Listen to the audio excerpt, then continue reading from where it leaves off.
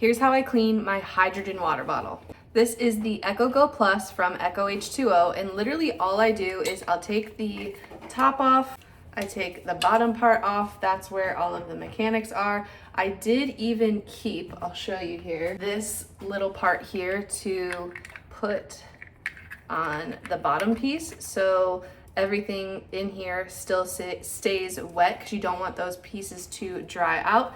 And I'll store it just like this, and then I'll show you what I do to clean this part. I do not do it in the dishwasher, but I'll show you how I do it.